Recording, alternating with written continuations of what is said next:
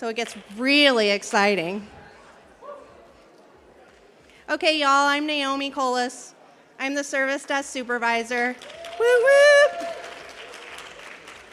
So we talked about Jill started us in the future, right? And we're working our way to now. So this is very exciting stuff. We're going to talk about how to prepare for year-end data submissions now through May, through June. And we'll specifically talk about staff reporting a little bit about advisor validation, and then someone had a question about some CDC stuff, so I'll get into that in a little bit too. I'm going to raise this because I feel like I'm crouching. Okay. Really quick, and I have a slide about this, but I want to introduce Kim Powell and Stacy Pauling. Stand up, ladies.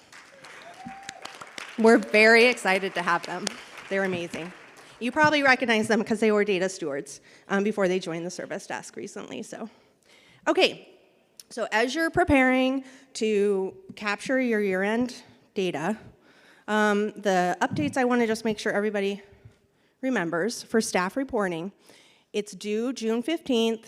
We have an audit window through June 30th, and this is for 23-24 staff reporting, and there's no changes after that deadline. This is incredibly impactful for funding purposes, for SPED funding purposes, so it's very important that you're getting into your staff reporting and reviewing that before the deadline.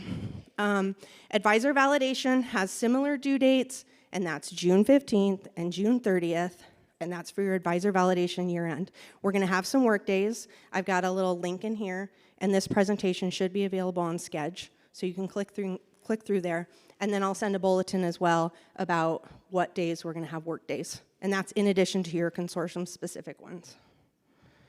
Okay, so for staff reporting, some things to consider as you just close that out. You wanna add your completion dates for any staff who potentially left midway through the year. Maybe they left your district, maybe they switched positions and they went from a para to a teacher.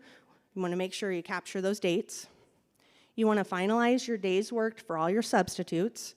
So you can update this information now, and then you can do it again in June, just at the very end if you have a couple more days to add to people. And then just as a final sort of spot check, go into NSSRS validation, run a current personnel report, and just make sure everybody's in your staff reporting that should be in your staff reporting. So this link here links you to the staff reporting page, and it has the manual on there. Other systems that might be helpful as you're looking at your staff data, NDE staff ID collection, which you can look up and create staff IDs if you have some paras potentially who you need to report who don't have an ID already. Oh, reminder, if you create an ID, please add social security number. A lot of you have had to deal with duplicate staff IDs because you had a para who didn't have a social security number, and then they became certified, and then all of a sudden they got a second ID, and it's really challenging for you to have to switch it out midway through. There's a link here for the public certification lookup site, so if you have their cert number but not their staff ID, that's a great place to find that. And then also your leadership, your administration at your school have access to the Teach Business Partner Portal, and it tells you certification data about all the staff specific to your district. So I mentioned NSSRS validation, and they think sometimes this is confusing, but it's two different collections. You have the staff reporting collection, where all the data is entered, and then you have the NSSRS validation collection, where you go to look at your potentially errors, but then also review your reports. So errors sometimes arise because we take the data you submitted in the staff reporting, and we actually compare it to different systems. So we'll compare it to the certification side, we'll actually compare it to some of your course data coming from Advisor, and then there's some out of endorsed reports. There's a lot of really good information in NSSRS validation. So once you feel like you have all your staff and staff reporting, go over to NSSRS validation, run those reports. That's your final spot check. You're good there. Okay, switching gears over to students. So we've got the advisor resources page, loads of the data elements, which we love. It's like the dictionary of all things advisor. We have a calendar. Who reports what can be really helpful if you have a confusing student reporting situation. And then we have another guidance document for systems involved students. So all of those can be found at the resources page for advisor. Now, our help site, we haven't really advertised this a ton, but with the introduction of Stacy and Kim, which I'm so grateful for, we are adding advisor validation error articles. So you can find an error that you potentially have in advisor validation, go to the help site, look up that error number, and it'll give you instructions on how to fix that one error. So if you're kind of stumped or you haven't seen it before, we're trying to get all the errors in there, but we're slowly but surely adding them. We'll get there. But that can be helpful. And then we mentioned activation codes, which, yay, are going away. But for now, we still have them until we have the new portal. So if you, for some reason, are in advisor validation and you can't view an error or you can't view a report, it's potentially due to access and some limitations with your security levels. So make sure you have all 4 activation codes added to your account if you're the data steward, if you're the superintendent, and it's a requirement for you to view all those data points. So the data that's collected, and I think Max, he kind of got into this a little bit, but the data that's collected at the end of the year is really all-encompassing. It's pretty much everything. Your demographics, your enrollment, especially your graduates, your completers, your attendance data, discipline data, courses, including instructional time plan, grades, all your program records, SPED, Title I, Rule 18, and then the Perkins post-school survey and the SPED post-school outcomes. There's a lot of data, so start now. If you haven't already, get into advisor validation, start looking at your errors, just start looking at it now. Then what is the data used for? I'm not going to read through all this, but it's crazy. And I'm still learning all the uses. This is where Max is so helpful sometimes. It's like, why are we doing this, or why are we doing this? And then a year later, oh, it's for this. This is all in the calendar, the advisor calendar. And it spells out like why we collect demographics and then what it's used for. So it can be really helpful too. So once you've gotten into advisor validation, you're going to start looking at your errors. And I've picked out a few kind of errors that we see a lot of to just kind of talk through. Ones that you really want to pay attention to because it's year-end specific. So you've got errors about demographics. You could be missing demographics totally for a student who has an enrollment record. Well, you got to get the demographic data in there, otherwise we can't report that enrollment data. You could be missing race. We have enrollment errors. A student has over 100% FTE across multiple districts. 2 districts can't have a full-time kid. And so there's probably maybe an exit missing or an entry date missing. There's a lot of different solutions to that one. We even have some prior school year errors. This is a big one, 546, where you have, I think Max was talking about this earlier, you have a special education kiddo without a SPED exit date who didn't appear. So this would be a kiddo who wasn't exited in 22-23 and then didn't show up anywhere in 23-24. So it's looking for that information. Where did that student go? A couple more SPED as we really focus on our SPED data, right? That's going to be a key point for us as we're preparing year-end data. There's a couple SPED errors that kind of stick out as ones that we see. 413 talks about that SPED student who's exited with a school enrollment record, let's say transfer out midway through the year, but their SPED exit hasn't been transferred out midway through the year. And the system is always going to look for those data points to align. You could have a special education course reported for a kiddo that doesn't have a SPED record. So either the kiddo needs a SPED record in advisor, or potentially that SPED course might be the wrong course number to be reporting for what the class that the kid took. And then we've got course errors as well.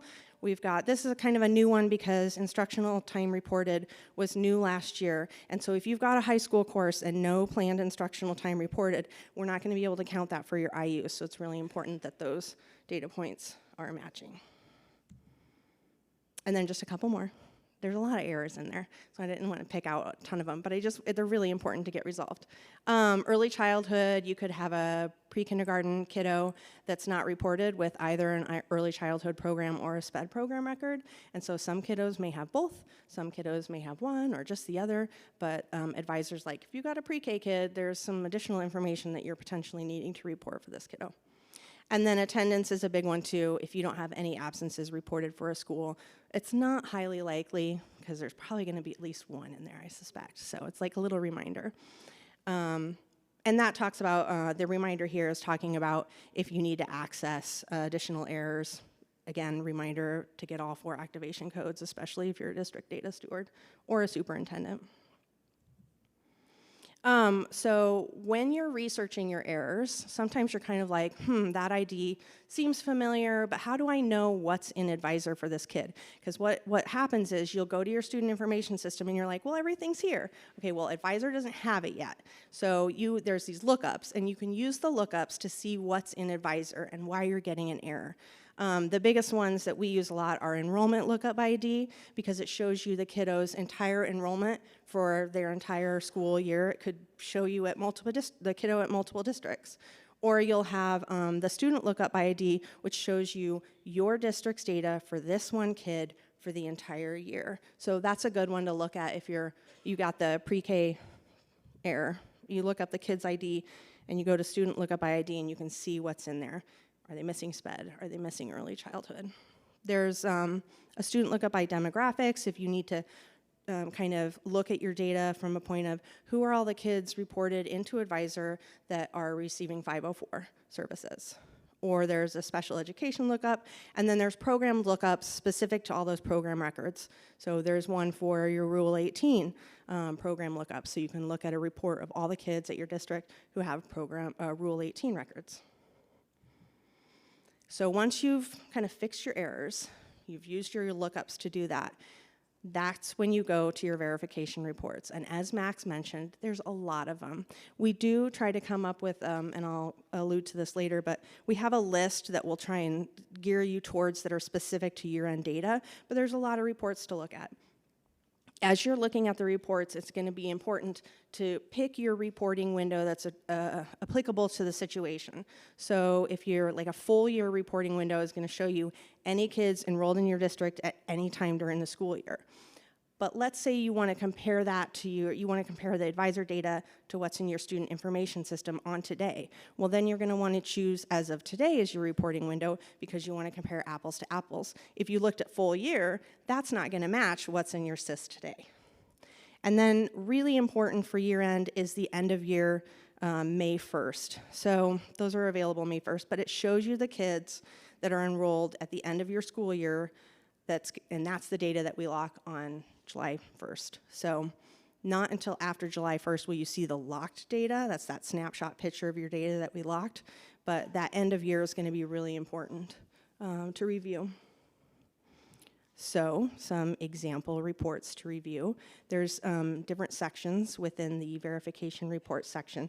And so I just pulled out one SPED report. I think that everyone probably is taking a look at. Special education active student information. It lists all your active SPED students by school. That can be helpful. Under the membership and attendance, you have student attendance summary. This lists all the kids and their attendance records. And then even the courses, the instructional unit subject area totals. That's a really good one too. What I think is so helpful, because we can't do this alone, right? If someone doesn't have access to a report in Advisor, print it out, save it as a PDF, and you know I've got to take my special education active student information and I've got to go through this report with the SPED director. Sit down with him or her, have that conversation, and then that way you can compare. It's like, no, there's a kiddo missing from this, and you can discover why that kid's missing, and you can get them into Advisor before the year end. So that's going to be really important, especially this year.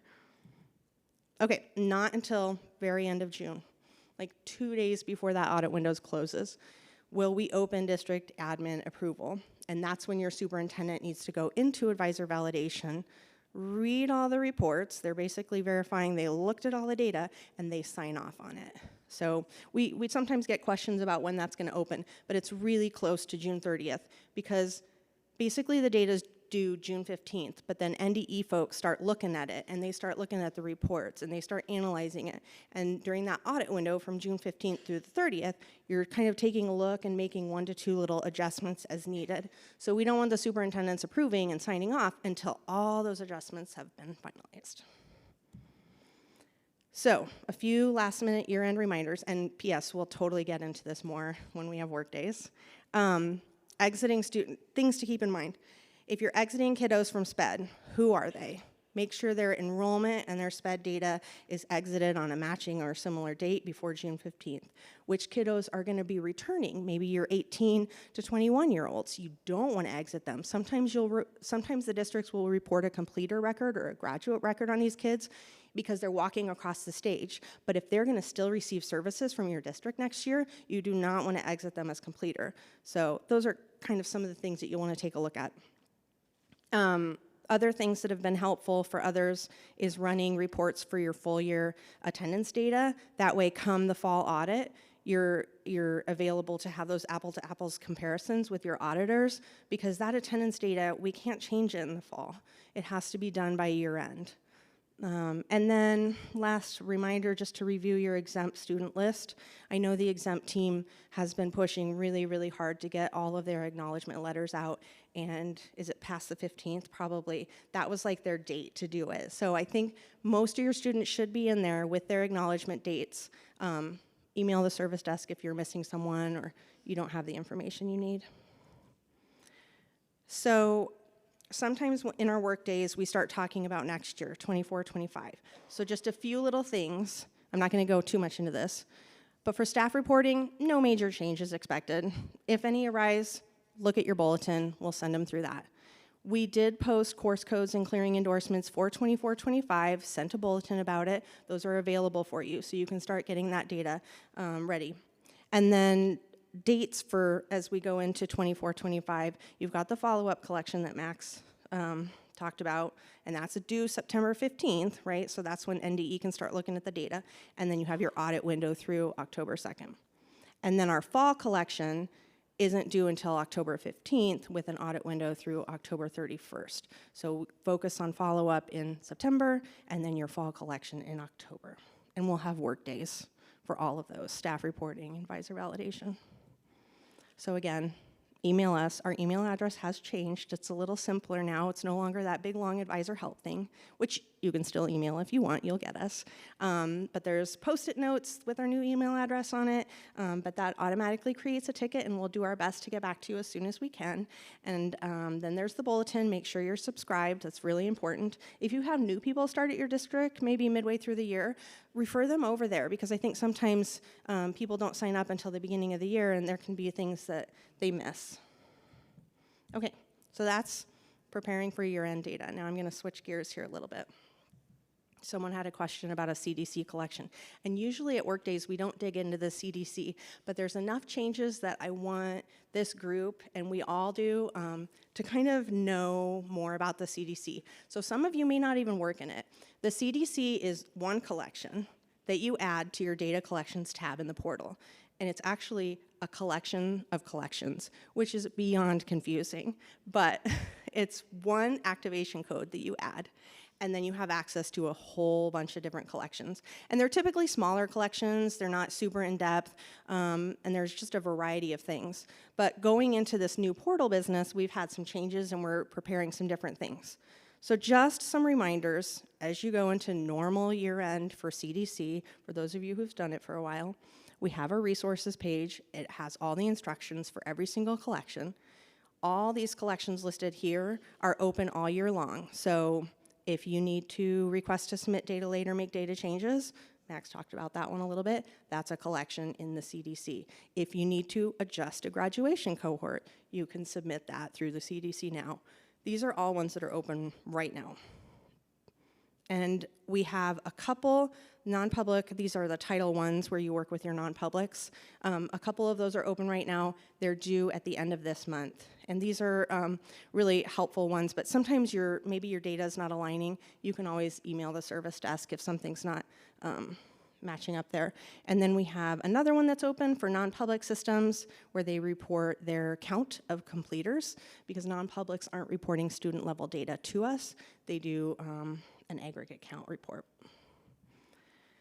Okay, so we have a bunch opening May 1st, finance ones, instructional program hours. I just had a great question from someone about that, and I'm going to get back to them with some guidance from the instructions. We have the Nebraska Education Profile, NEP information collection, pupil transportation, and actually y'all don't need to report suspensions, expulsions, and CDC anymore, just the non-publics do, because you're putting all that in your discipline data and advisor. And then this last one, the ESU district, this is a mouthful, ESU district system and school information report. And the reason that I'm going to talk about it is because we're going to dig into this one a little bit. Way early on, Jill mentioned a school district who hadn't updated their address to the NDE for like 6 years. It had changed.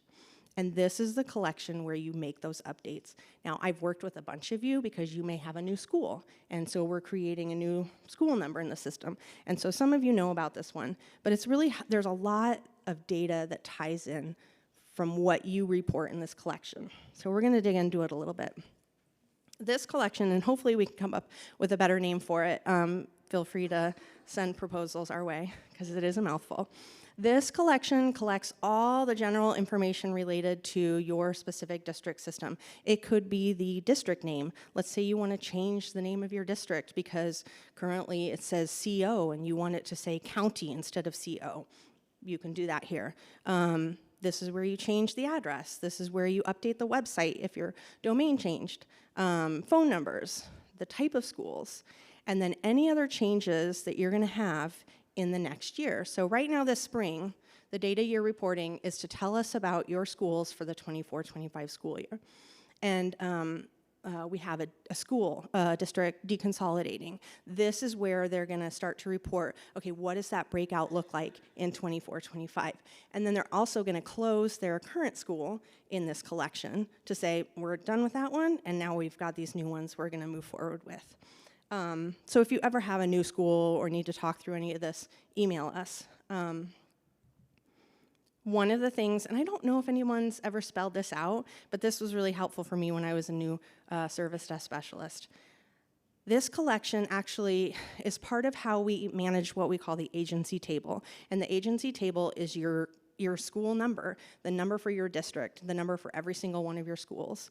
So every single district has a county district number. So the county is your first 2 digits, the district is your next 4 digits, and then you have a school number. So pretty much everyone in here, your district has a county, a district, and then a school. So I used Kearney High School as an example here. Kearney's in Buffalo County. Their numerical representation is number 10. Kearney as a district, their number is 007. And then high school for them happens to be building 001. A lot of people, your district office or your admin headquarters is 000. So when we're coming up with new schools or we're doing a new district, we're actually looking at a bunch of historical data to make sure that we're not repeating any of those numbering schemes that we've used in the past. But I think it's just really helpful. You know, number nerd, black and white, I love the breaks out parts of this. But other things that we've had recently with a lot of school districts are adjustments in your grade levels at your schools, and this is because of, let's say, attendance. My local school district had to move their 6th graders from the elementary building, which was in one town, to their secondary building, which is in a different town, so they had to make some adjustments in how we broke out their county district school numbers. And we have a lot of flexibilities in here with the caveat that we have to follow Rule 10. So Rule 10 defines a pre-kindergarten school as below kindergarten. An elementary school can include any grade, but nothing above 8. So you could have, I'm just making this up, 3 elementary schools. You could have your kindergartners and your 1st graders in one. You could have your 2nd through 3rd graders in a second, and you could have your 4th through 6th graders in a 3rd elementary building. Now, you wouldn't do that unless you were a giant district, but it's just an example of how there's flexibility in that. The middle is any grades from 4 through 9, and the high is grades 9 through 12 for a 4-year high school. A lot of smaller districts have a secondary school, and this is where it gets tough because the secondary school can't include any grades below 7. So that example of my local school district having to move their 6th graders from one building to a different town, we had to actually create a middle school number for them. And they hadn't had it, and it's not necessarily that these kiddos are at a physically different building, but in order to capture their particular student reporting situation, we had to create a 3rd building for them. That's not always necessary. We've had some really interesting ones lately where we've been able to break things out a little bit differently. So call us if you're facing this dilemma, and we'll help work with you to make sure that we find the best solution for what works for you. One of the things that's new to me in all my time of doing this, which is just a couple years, but is AQuest calculations. So you could have you're making these adjustments because the kiddos are moving from this building to this building, but then it has trickle-down effect to your AQuest, the way things are calculated.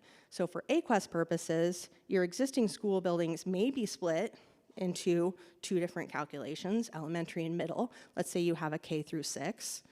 You could have elementary and middle calculations. Or you have, and that's the example I gave there, or you could have a secondary school that's broken into middle and high because you have your 7th and 8th graders and then you're older than that.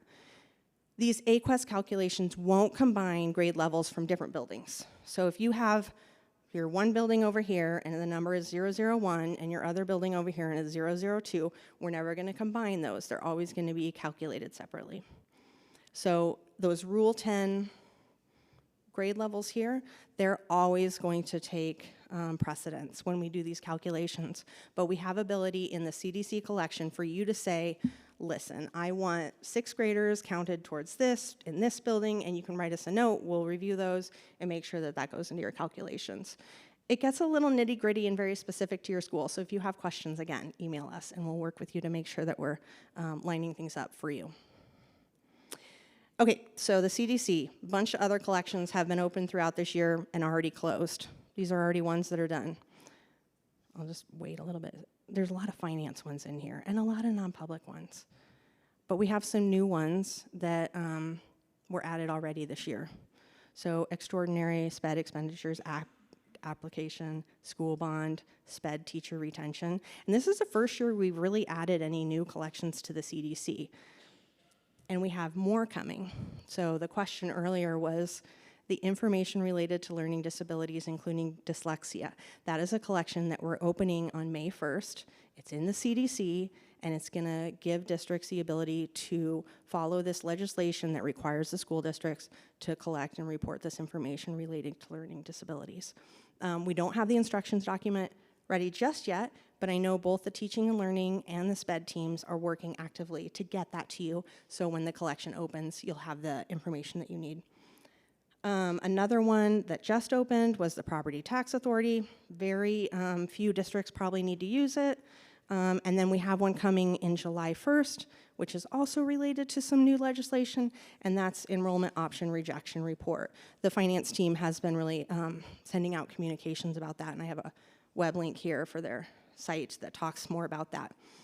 But what's really cool and what I get excited about is, okay, so this CDC thing that's so confusing and has been, what's gonna happen when we have a new portal? Well, we've had the opportunity to be able to take this information, this crazy, confusing CDC thing, and we're gonna actually just reorganize it. So collections may be grouped into like categories. So you're a superintendent, you have a new bookkeeper, you're gonna be able to say, oh, bookkeeper, you get all of these. And included in that is this little grouping of finance collections that are all related to all the finance data.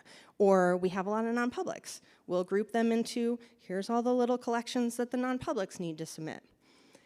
Other options that may be considered is these will just be new collections that stand on their own and they're their own thing. And the other thing that hopefully we'll get to do with a few is we'll incorporate them into existing collections. But all of that's kind of up in the air for how we move forward with the new portal. But I just think it's kind of exciting because we won't have this collection of collections anymore that's really in the data collections tab, and you say collections like 50,000 times, and everyone's like, okay, we get it. There's a lot of collections. Okay, that's me, CDC. Who's up next? I think it's Jill. Where's she at?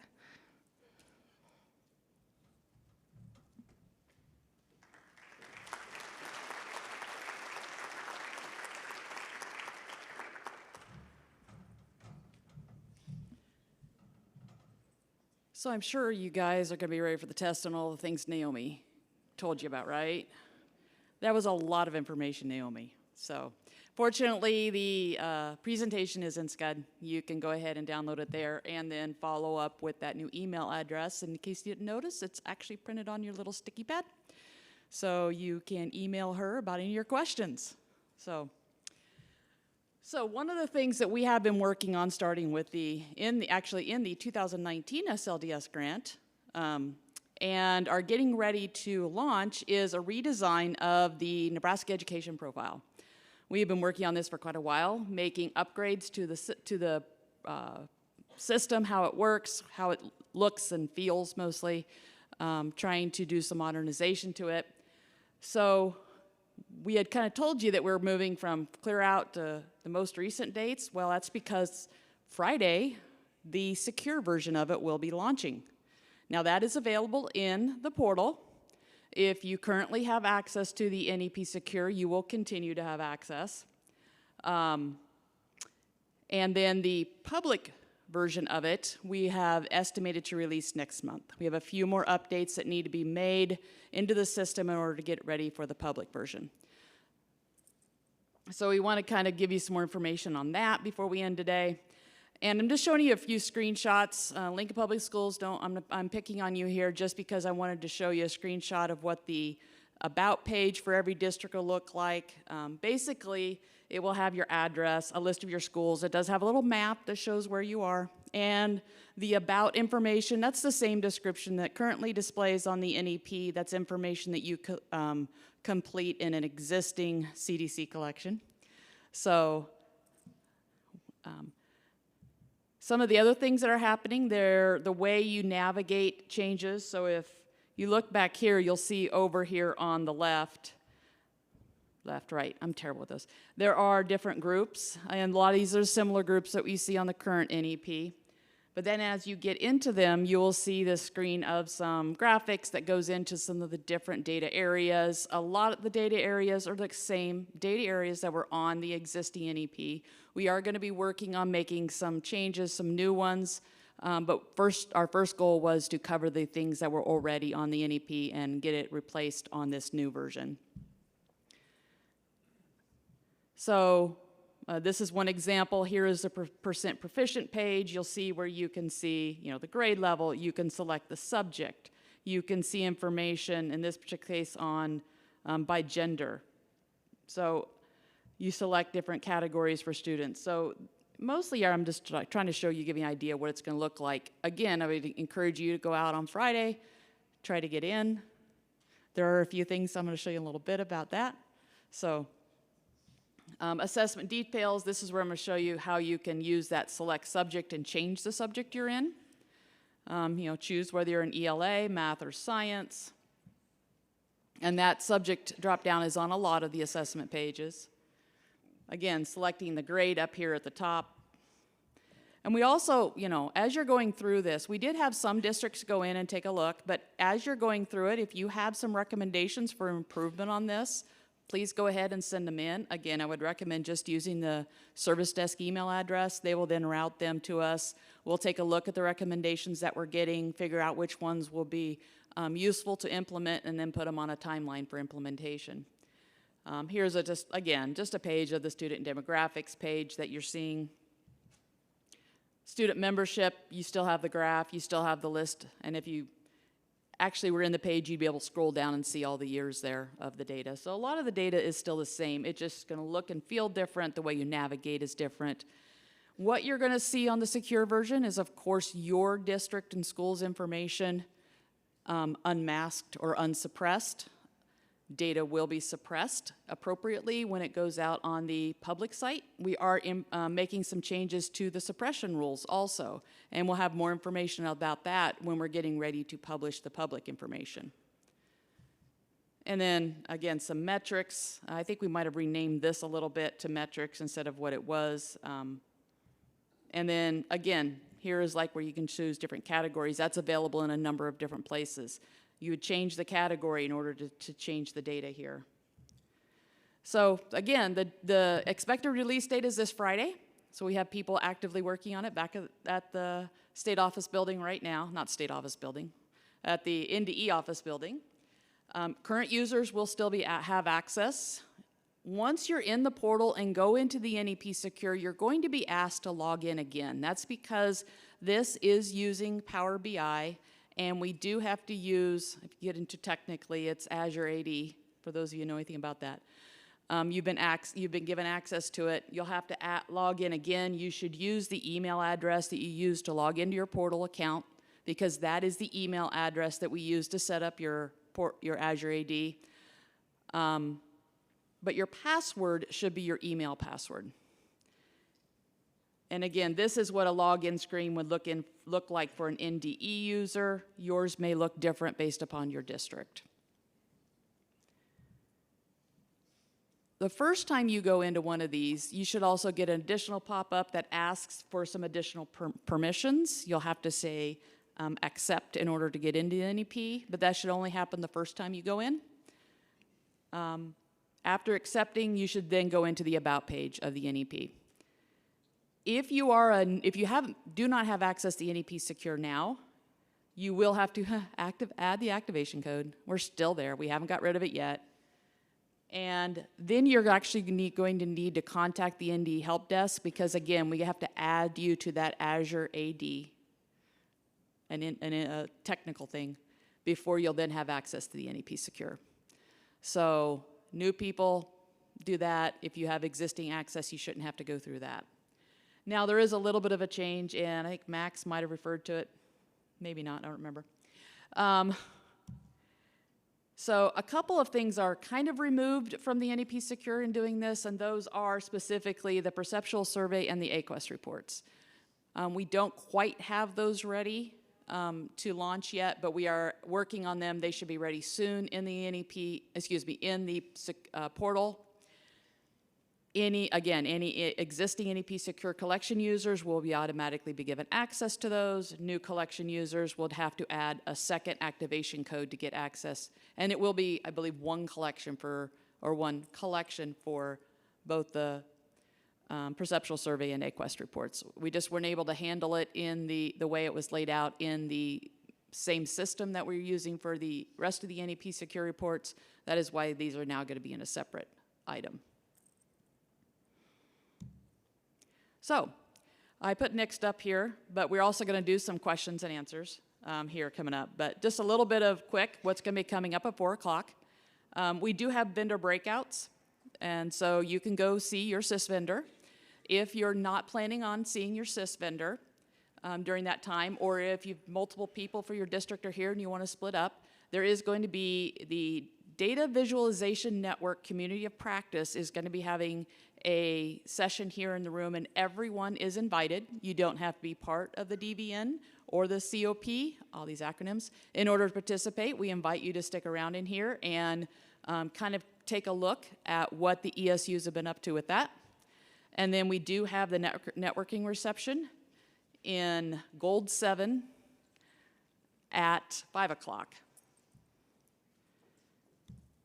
And then finally, we did kind of list out, we talked about some of the related breakout sessions related to some of the things that we talked about during our plenary session. They're kind of listed here. All of those are in your sched or on your schedule. But again, all of the sessions tomorrow are important sessions. We encourage you to attend as many as possible or break your groups up so that you can get some information from more than one of them. So we are going to go back to questions again, and our people are out with mics. So questions can be from this morning or this afternoon session, the first or second session. So go ahead and put your hand up and someone will come over and get your question. Now I know some of you had questions in the first session. Surely you've got some questions in the second. Back corner. Someone's coming, bring the mic to you.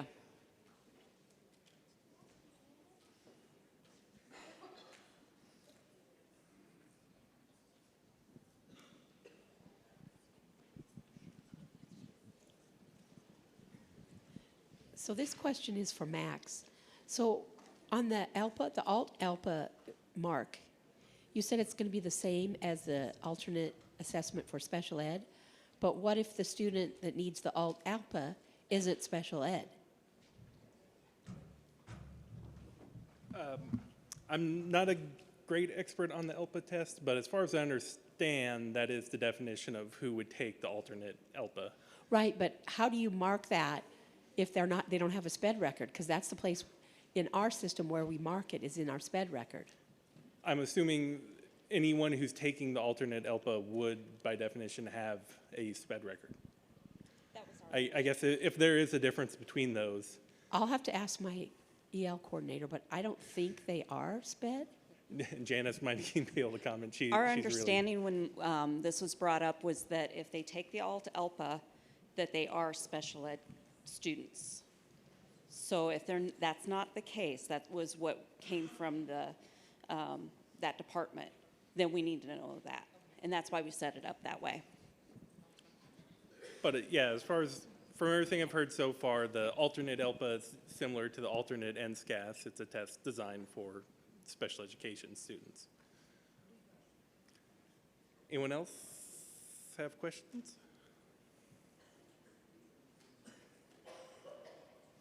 Alrighty. I think that's it then.